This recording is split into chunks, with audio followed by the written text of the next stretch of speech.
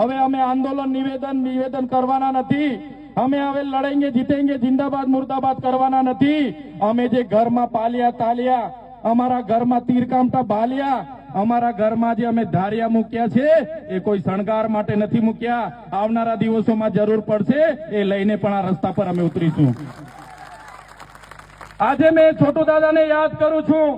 મંચસ્થ ઉપસ્થિત તમામ લોકો અમે ત્યાંથી એમના માર્ગદર્શનથી, એમની શિખામણથી આજે રાજનીતિમાં આવ્યા છે। એમનું જે સપનું હતું આદિવાસીઓને બચાવવાનું, ત્યારે આ મંચ પરથી છોટુભાઈને પણ વિનંતી, છોટુ દાદાને પણ હું વિશ્વાસ આપું છું, તમારા યુવાનો આજે તૈયાર થઈ ગયા છે। અમને તમારા માર્ગદર્શનની જરૂર છે। તમે ખાલી માર્ગદર્શન આપજો, આરપારની લડાઈ લડવા અમે તૈયાર છે।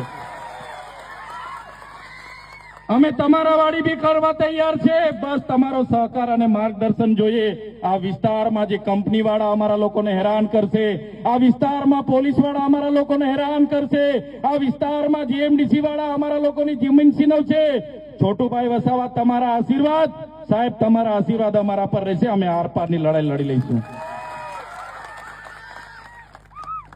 ત્યારે યુવાનો, છોટુભાઈ વસાવા એમની આખી ઉંમર આપણા માટે લડ્યા છે। હવે આપણો વારો છે। આવનારી પેઢીને શું જવાબ આપીશું? આપણા બાળકોને કઈ રીતના બચાવીશું? આપણી જમીનો કઈ રીતના બચાવીશું? આપણો સમાજ, આપણી સંસ્કૃતિ, આપણી પ્રકૃતિ કઈ રીતના બચાવીશું? એના માટે તૈયાર થવું પડશે। આજે એક કંપની વાળાને બહાર કાઢ્યા છે, કાલે બીજાને બહાર કાઢશે, કાલે ગોદરેજમાંથી બહાર કાઢશે, કાલે બ્રિટાનિયામાંથી બહાર કાઢશે, કાલે ડેટોક્સમાંથી બહાર કાઢશે। ત્યારે કોઈએ પણ ગભરાવાની જરૂર નથી, પણ એક થવાની જરૂર છે। મારા ધનરાજભાઈ, મારા રજનીભાઈ, મારા સંદીપભાઈ હોય, રોશનભાઈ હોય, કાંતિભાઈ હોય, મારા રાકેશભાઈ, નિલેશભાઈને પણ કહેવા માંગુ છું, અહીંનો મોરચો તમે સંભાળી લો। જ્યાં પણ જરૂર પડશે આખા દેશના આદિવાસીઓને આહવાન કરીશું। હવે કોઈનાથી ડરવાની જરૂર નથી। અહીંની નેતાગીરી માટે તમે તૈયાર થઈ જાઓ। અહીંની નેતાગીરી માટે તૈયાર થઈ જાઓ। સામાજિક લડતો લડતા લડતા તમારે જાહેર જીવનમાં આવવું પડશે। તમારે આ લોકોના સંબંધો, આ લોકોની શરમો ભૂલી જવી પડશે। એ ભાજપના નેતાઓના ઈશારેથી કામ કરતા પોલીસ અધિકારીઓ પણ સાંભળી લે।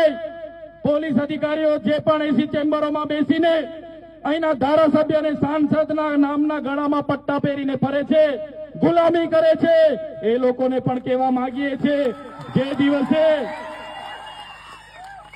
આજે પણ અમારો સમાજ સંવિધાનમાં માને છે, સંવાદમાં માને છે, જે દિવસે અમારા સમાજ સંવાદ અને સંવિધાન બાજુ પર મૂકી દેશે, જે દિવસે અમારો સમાજ જાગૃત થઈને એમને ખબર પડશે કે તલાટીથી લઈને કલેક્ટર સુધી બધા